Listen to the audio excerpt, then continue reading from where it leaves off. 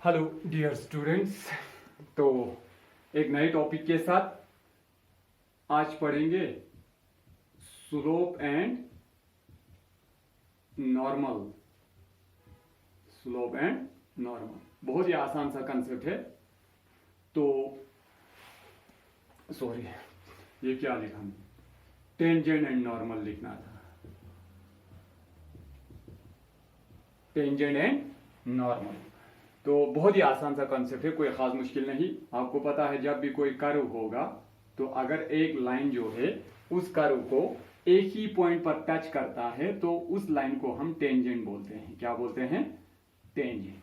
तो इस टेंजेंट के बारे में पढ़ना है और इस टेंजेंट के ऊपर अगर एक लाइन परपेंडिकुलर ड्रॉ करेंगे तो उस लाइन को हम नॉर्मल कहते हैं। क्या कहते हैं? नॉर्मल। तो इस लाइन के नॉर्मल एक्चुअल में परपेंडिकुलर को ही कहते हैं, ठीक है। तो टेंजेंट के ऊपर अगर एक लाइन ड्रा करेंगे तो वो उसका हो गया नॉर्मल।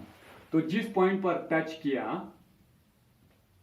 तो उसको अगर हम नाम देंगे x0 y0 तो tangent at the point x0 y0 हम इसको कहेंगे, ठीक है।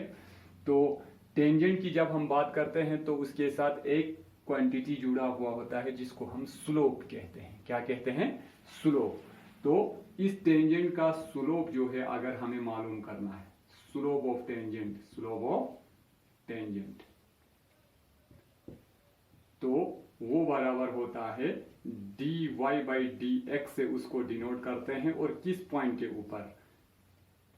x is equal to x0, y is equal to y0। तो ये लिखने का तरीका हो गया स्लोप ऑफ टेंजेंट। और and therefore slope of normal आपने 11 क्लास में पढ़ा होगा कि अगर एक लाइन जो है, एक लाइन है, इसका स्लोप जो है वो m है, तो दूसरा लाइन जो इसके ऊपर परपेंडिकुलर होता है इसका स्लोप -1 डिवाइडेड बाई m होता है, ठीक है। तो परपेंडिकुलर लाइन का स्लोप जो है वो -1 बाई m होता है। यहां पर स्लोप को हम इससे डिनोट करते हैं। तो इसका मतलब स्लोप ऑफ नॉर्मल होगा -1 divided by dy by dx at the point x is equal to x0 and y is equal to y0। ये किस पॉइंट पर टेंजेंट है वो बता रहा है आपको, ठीक है। dy बटे dx खाली लिखेंगे तो ये जनरल केस हो गया किसी भी पॉइंट पर। तो यहाँ पर हमने एक पर्टिकुलर पॉइंट नाम रखा था x0 y0, तो हमने ये मेंशन किया, ठीक है। अब इक्वेशन ऑफ लाइन पता होगा आपको। अगर एक लाइन है जो एक पॉइंट से पास हो रहा है x0 y0, चलो इसका नाम रखेंगे। तो इस लाइन का अगर आपको स्लोप पता है, इस लाइन का अगर आपको स्लोप पता है और वो m है, तो इसका इक्वेशन होता है y minus y0 is equal to m times x minus x0। Point slope form इसका नाम था। 11 क्लास में लाइन स्ट्रेट लाइन में ये पढ़ के आया था। आज मुझे इस स्लोप की जगह पर इसका ये इस्तेमाल करना होगा because we are dealing with derivative, और डेरिवेटिव में dy बटे dx जो है एक्चुअल में स्लोप ऑफ टेंजेंट को रिप्रेजेंट करता है। तो अब इस केस में मेरा इक्वेशन होगा equation of tangent, equation of tangent. यही चार बातें टोटल याद रखना है आपको, ठीक है। Equation of tangent is equal to y minus y0 is equal to m की जगह पर dy by dx at the particular point x minus x0। तो सिमिलरली क्या होगा? इक्वेशन ऑफ नॉर्मल क्या होगा? फिर इक्वेशन ऑफ नॉर्मल होगा y minus y0 is equal to -1 divided by dy by dx, x is equal to x0, y is equal to y0, x minus x0। तो इतना बस ये आपको याद रखना है टोटल इस एक्सरसाइज के लिए या इस पर्टिकुलर कॉन्सेप्ट के लिए। ये दो बातें आप याद रखो तो ये पूरा हो जाएगा, ठीक है। अब हम कुछ क्वेश्चंस उठा के आपको इस यूनिट को भी, इस एक्सरसाइज को भी खत्म कर देंगे, इस कॉन्सेप्ट को क्लियर कर देंगे, ठीक है। तो क्वेश्चन है find the slope of the tangent to the curve 3x4 minus 4x equal to 4। Question number first, question number first. तो आपको स्लोप ऑफ टेंजेंट मालूम करना है। गिवन कर्व दिया हुआ है आपको, गिवन कर्व तो है y is equal to 3x4, 3x raise to power 4 -4x 8 point भी दिया है x इज इक्वल टू 4 पर, x इज इक्वल टू 4 पर। ठीक है, तो हमें dy बटा dx जरूरत है, dy बटा dx is equal to 12x cube -4, और उस पर्टिकुलर पॉइंट पर भी निकालेंगे आपका dy by dx, x is equal to 4 पर, तो ये हो गया 12 ज़रबे 4 का क्यूब -4, 64 इंटू 12, 64 इंटू 12, 48, 72, 76, यह आता है 768 -4, तो यह आता है 764। तो इस कर्व के ऊपर जो टेंजेंट है, उस टेंजेंट का स्लोप जो है वो 764 है। Therefore यही मालूम करना था, इक्वेशन नहीं लिखना था। ठीक है, the slope of the tangent, the slope of the tangent, तो टेंजेंट का जो स्लोप जो है वो है 764 यूनिट्स। ठीक है, तो ये खत्म हो गया। अगर इसी का हमें स्लोप ऑफ नॉर्मल भी निकालना होगा तो हम यहीं से निकाल सकते हैं। Slope of normal, slope of normal, tangent का स्लोप तो मैंने निकाल लिया 764, तो इसका स्लोप जो है नॉर्मल का क्या होगा, -1 डिवाइडेड बाई 764। पूछा तो नहीं था मैंने, यहां पर कर दिया। ठीक है, ये दो बातें हो गई यहां पर। ठीक, अब हम देखेंगे find the slope of the tangent. सब यही पूछा गया है, सारे क्वेश्चन सेम केस पर चल रहा है। स्लोप ऑफ नॉर्मल निकालने के लिए कहा है। थोड़ा उस टाइप का एक क्वेश्चन करेंगे, क्वेश्चन नंबर 5, जिसको हमने पैरामेट्रिक फॉर्म कहा था। ठीक है, तो पैरामेट्रिक फॉर्म में दिया है, find the slope of normal निकालने के लिए कहा है। x is equal to a cos cube theta है, x is equal to a cos cube theta, और y is equal to a sin cube theta, a sin cube theta, 8 theta is equal to π/4 पर आपको इस curve का tangent का जो normal है tangent के ऊपर, उसका आपको स्लोप मालूम करना है। ठीक है, तो ये एक फंक्शन है, पैरामेट्रिक फॉर्म में है, x और y आपस में एक तीसरे क्वांटिटी के साथ जुड़ा हुआ है जिसको थीटा नाम रखा गया है। तो ये हमने सीखा है parametric form.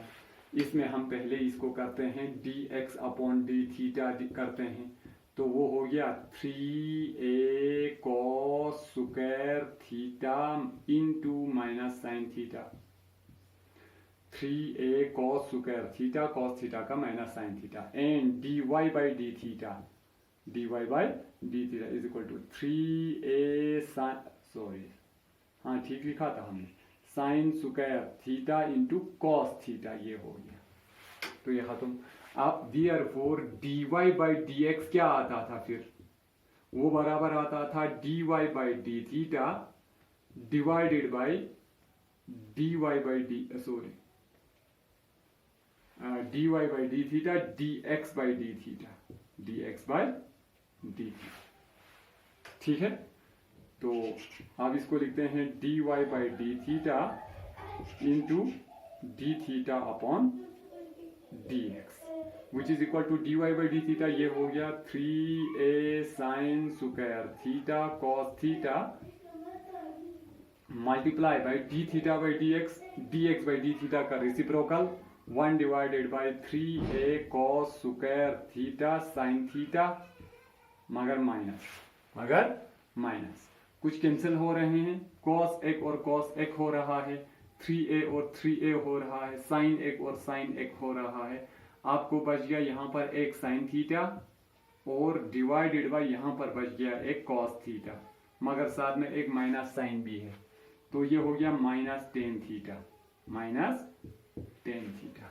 Therefore dy by d theta 8 theta is equal to dy बटे dx, 8 theta is equal to कितना दिया था इन्होंने, theta is equal to π/4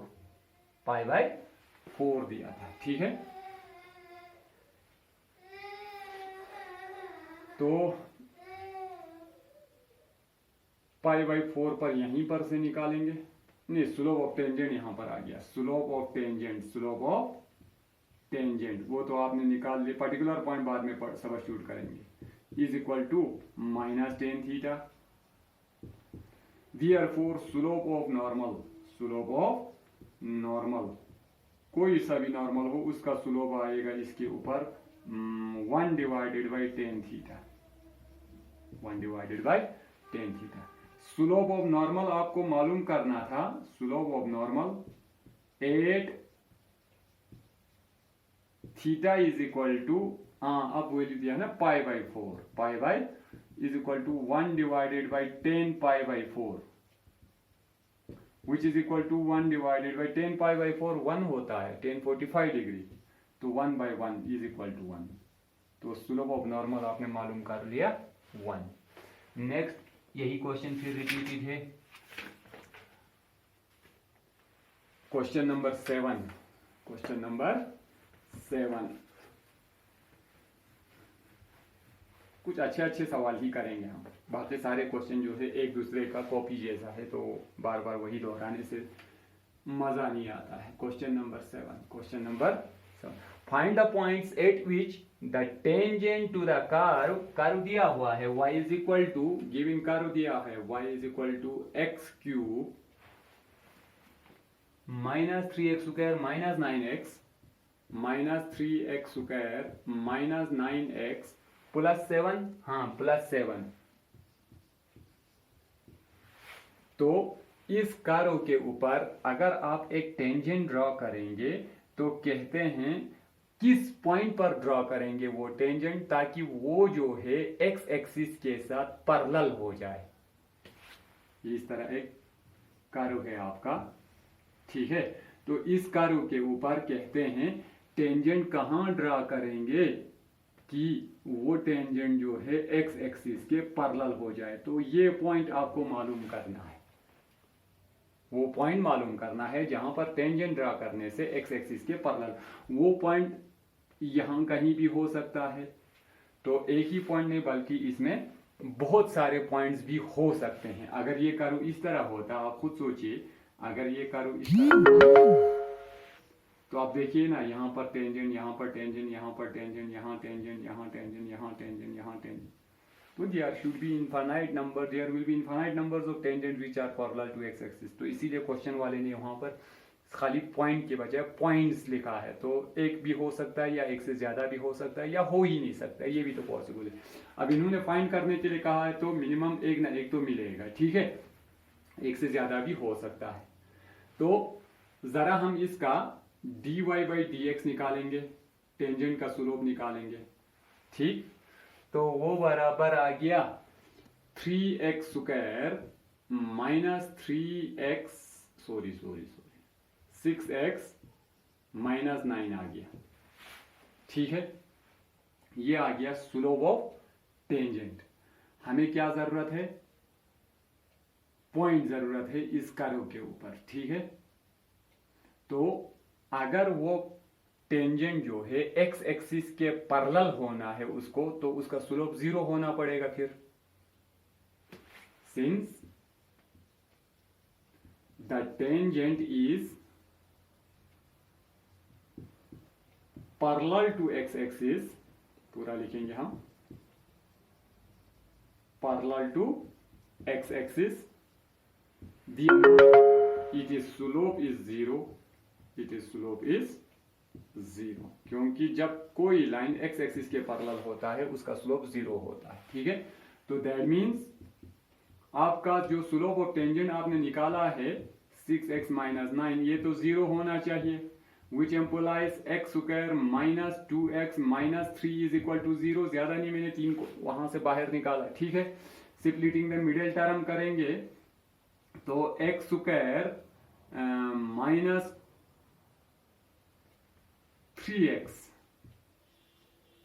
plus x minus 3 is equal to 0 कर देंगे, स्प्लिट द मिडिल टर्म। तो ये बराबर हो गया x into x minus 3 plus 1 common निकालेंगे, x minus 3 which is equal to 0, तो आपको आ गया x minus 3 into x plus 1 is equal to 0 आ गया। यहां से आपको क्रिटिकल पॉइंट्स मिल गए, x इज इक्वल टू 3 और x is equal to minus 1, ये 2 पॉइंट मिल गए। ठीक है, तो इन 2 पॉइंट पर x इज इक्वल टू 3 और x is equal to minus 1 के वैल्यू पर इसका स्लोप जो है वो 0 है, यानी पैरेलल टू x एक्सिस है। मगर हमें तो पॉइंट मालूम करना है ना, ठीक है, वो पॉइंट मालूम करना है, तो पॉइंट तो x, 1 2 इस तरह ऑर्डर्ड पेयर्स में होते हैं पॉइंट। तो हमें y के बारे में अभी कोई जानकारी ही नहीं है, तो वो y हम निकाल सकते हैं। वो मेरा क्वेश्चन है यहाँ पर, इसमें सब्स्टिट्यूट कर देंगे। When x is equal to, अगर x का वैल्यू 3 होगा तो then y is equal to, y बराबर होगा 3 cube minus 3 into 3 square minus 9 into 3 plus 7 which is equal to 27 minus 27 minus 27 plus 7, ये और ये cancel, minus 20। And when x is equal to minus 1 होगा, then y is equal to minus 1 का cube minus 3 into minus 1 का square minus 9 into minus 1 plus 7 which is equal to minus 1, ये हो गया minus 3, ये हो गया प्लस 9 और ये हो गया plus 7 which is equal to 7 दूनी 14 15 16, 16 में से 3 गया तो 13, 13 में से 1 गया तो 12, 12 आ गया। तो आपको वो पॉइंट मिल गए जो हमें ढूंढना था एक्चुअल में। ठीक है, therefore required points at which the slope of the tangent is parallel to x axis is equal to, कौन कौन से पॉइंट है, एक है 3 और माइनस 20 और दूसरा है माइनस 1 और 12, ये 2 पर्टिकुलर पॉइंट निकालने के लिए कहा था। ये अच्छा क्वेश्चन था। ठीक है, तो नेक्स्ट क्या है, find a point on the curve. अभी किया मैंने, बिल्कुल रिपीट कर, find a point on the curve repeat करना है आपको। Find the equation of all lines having slope -1 that are tangent to the curve y is equal to 1 divided by x minus 1। चलो different type का एक question आ गया तो कर देंगे, लास्ट क्वेश्चन होगा इस लेक्चर वीडियो का। तो क्वेश्चन नंबर 10, हमें उन सारे लाइंस का इक्वेशन लिखना है तो जिनका स्लोप तो -1 होगा और वो सारे लाइन जो है टेंजेंट है इस कर्व के ऊपर। गिवन कर्व दिया है y is equal to 1 divided by x minus 1। इस कर्व के ऊपर वो सारे लाइन मालूम करो जो इसके ऊपर टेंजेंट पड़ रहा है, मगर उन सब का स्लोप जो है वो -1 है। ठीक है, तो हम जरा इसका स्लोप देखेंगे क्या आता है, dy बाई डी एक्स। तो इसका अगर किसी को याद होगा तो माइनस बहुत बार किया था मैंने, यही आता है। ठीक है, आप खुद चेक कीजिएगा, इसका डेरिवेटिव जो है वो यही आता है। मैंने 2-3 बार किया ये क्वेश्चन। ठीक है, जब हम डिफरेंशिएशन पढ़ रहे थे तो ये आ गया। अब ये हो गया स्लोप ऑफ टेंजेंट, ये क्या हो गया, स्लोप ऑफ टेंजेंट। मगर इन्होंने स्लोप ऑफ टेंजेंट तो हमें दिया हुआ है -1 के बराबर। Given that slope of tangent वो तो बराबर दिया है इज -1। तो इसका मतलब हो गया -1 डिवाइडेड बाई x माइनस 1 का whole square is equal to -1 होगा। माइनस विल कैंसिल आउट, तो ये बराबर हो गया x माइनस 1 का whole square is equal to +1 which implies x square +1 minus 2x is equal to 1 which implies x square minus 2x is equal to 0 which implies, मैं इसको solve कर रहा हूं, x कॉमन आ गया, x माइनस 2 बच गया is equal to 0 which implies x is equal to 0 हो सकता है और यहां से आ सकता है x इज इक्वल टू +2। तो क्रिटिकल पॉइंट्स मिल गए, x इज इक्वल टू 0 और x इज इक्वल टू +2। तो यहां पर हम वो पॉइंट मालूम कर सकते हैं when x is equal to 0, जब x का वैल्यू 0 होगा, then y is equal to, अब करो क्या दिया था, y is equal to 1 divided by x minus 1 दिया। अगर x का वैल्यू 0 देंगे तो y क्या मिलेगा, -1 मिलेगा। When x is equal to +2, then y is equal to +1, 1/2 -1 is equal to +1। तो दो रिक्वायर्ड पॉइंट मिल गए, वहां पर जो लाइंस जो है वो टेंजेंट है, लेकिन जिनका स्लोप जो है वो -1 है। मगर मुझे तो पूछा गया कि आप इक्वेशन मालूम कीजिए। क्या मालूम कीजिए, इक्वेशन मालूम कीजिए, पॉइंट्स की जरूरत नहीं है हमें। तो पॉइंट्स आर, हम देखेंगे क्या क्या आ गया आपको। 2 पॉइंट्स आ गए, एक आ गया 0 और -1, और दूसरा आ गया 2 और +1। तो इन पॉइंट्स से पास होते होते और स्लोप -1 के साथ उस लाइन का इक्वेशन क्या होगा, हमने पढ़ लिया था पहले ही, ठीक है। Therefore equation of the line, equation of the lines passing through, अब 2 पॉइंट से पास हो रहा है ना, तो 2 अलग अलग लाइन है, एक है 0 और -1 और दूसरा है 2 और 1, और स्लोप भी पता है, विथ स्लोप भी पता है, वो -1 है। तो इक्वेशन ऑफ लाइन क्या कहा था, y - y0 is equal to m times x - x0, ठीक है। अब स्लोप तो पता है, m का वैल्यू पता है यहाँ पर, तो वो हो गया y - y1, y - y1, तो +1 इज इक्वल टू m हो गया -1, x - x1 ये आ गया, ठीक है, x - 0 विच एम्प्लाइज, तो ये हो गया x -x, यहां लाया तो +x + y + 1 is equal to 0। एक तो ये हो गया, एंड अब 2 है ना यहाँ पर, दूसरा पॉइंट भी, y - 1 is equal to -1 times x - 2, तो ये आ गया -x, यहां लाएंगे तो ये हो गया +x, फिर आ गया +y, यहाँ है -1 +2 यहाँ लाया तो -2 -1 हो गया -3 इज इक्वल टू 0। तो ये 2 लाइन के इक्वेशन आ गए, 2 लाइन है जो ये कंडीशन सेटिस्फाई करा, ठीक है। तो ये आंसर हो गया आपका, ठीक है। तो इस टाइप के अगर क्वेश्चंस आपको देखेंगे तो क्वेश्चन नंबर 11 यही क्वेश्चन रिपीट हो गया, 12 क्वेश्चन फिर रिपीट हो गया, उसके बाद हम 13 क्वेश्चन करेंगे, लेकिन वीडियो थोड़ा लंबा हो जाएगा। आपसे विदा लेते हैं, थैंक यू वेरी मच।